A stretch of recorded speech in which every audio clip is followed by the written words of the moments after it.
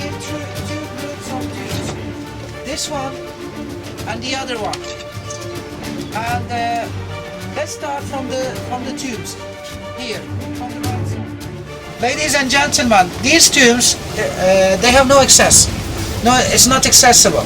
So in ancient time, they carved these tubes. They carved these tubes on the rocks, on higher places, for the rich people.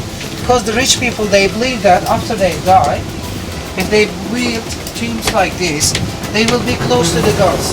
And when the visitors of Kaunos, because in ancient time, Dalyan, the ancient name is Kaunos. So in ancient times, the people, when they visit Kaunos, they see them from the harbor, and they think that, oh my God, those people are very rich, and they have rock tombs here. That means there are rich people. This city is very rich. They have this first impression in their mind when they look at the tombs. Because in ancient time, Kaunos was a harbor city. But now we will sail in the river to Istizu beach. The sea is now 4 kilometers far from the ancient side. And in ancient times, we know that till the 2nd century before Christ, Kaunos was used as a harbor city. Ladies and gentlemen, because Dalyan River has deposits like silted up the harbor, now it's 4 kilometers far from the sea, the harbors, the ancient side. Ladies and gentlemen, to that group, it's also belonged to the rich family and royal family. But if you look closely to there are some holes in the mountain. Can you see them? Yes. Those are cremational type tube, cremation. In ancient time, there were two types of burial customs. Cremational and inhumation type.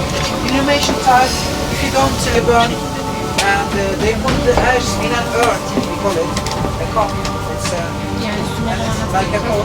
They put it here, in these holes, they used to put it here, and they put valuable things inside between the ashes.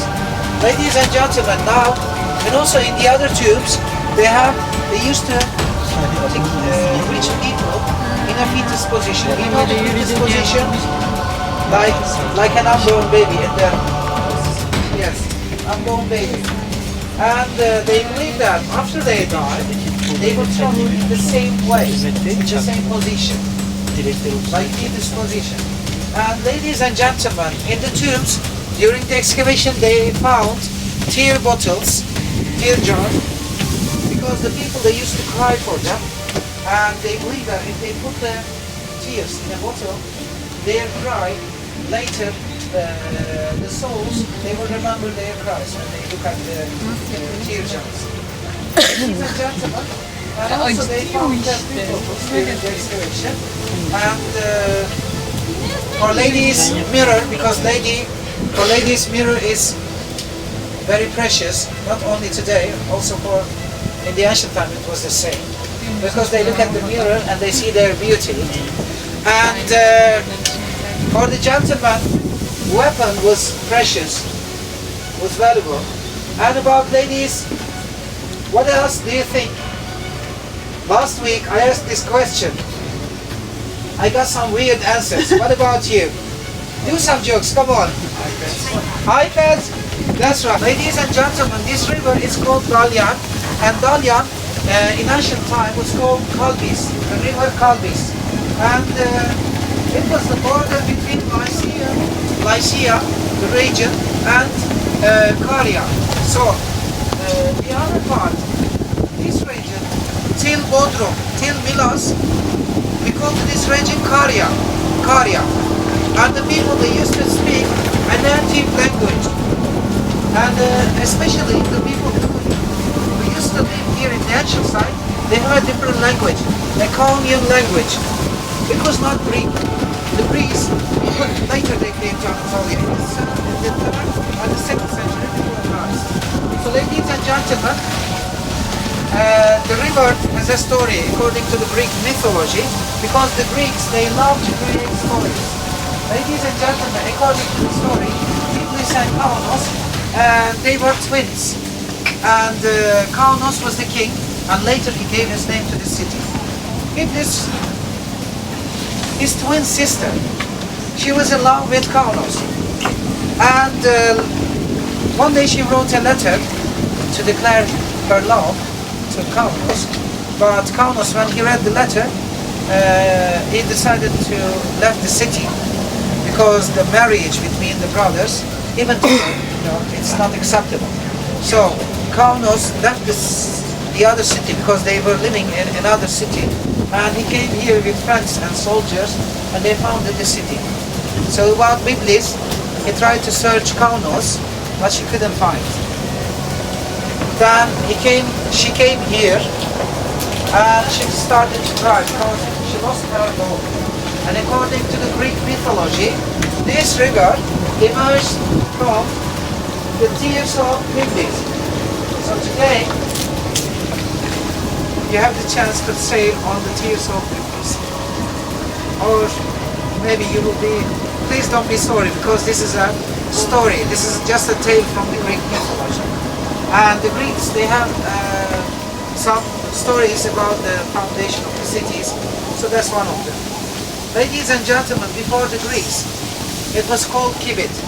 But when the Greek culture was very popular in Anatolia, they changed the name to Kaunos, because they created the story, and they changed it to Kaunos. Now it's known as Kaunos. But there are early settlements, and the people they were living, before the Greeks, they were native people.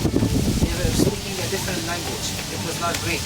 And the city was abandoned in 15th century because the river silting the harbor.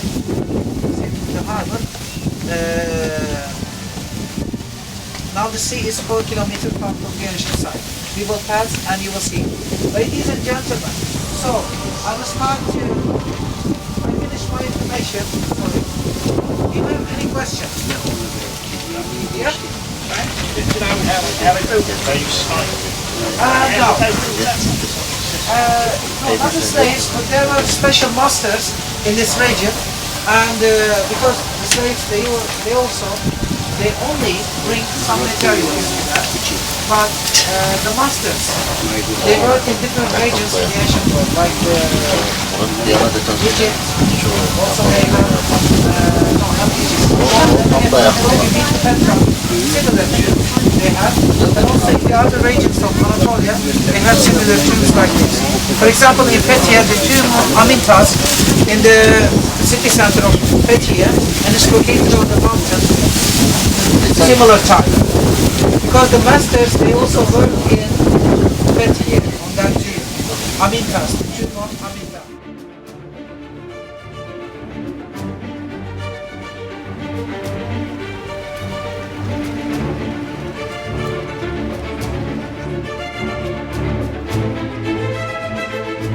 Thank you.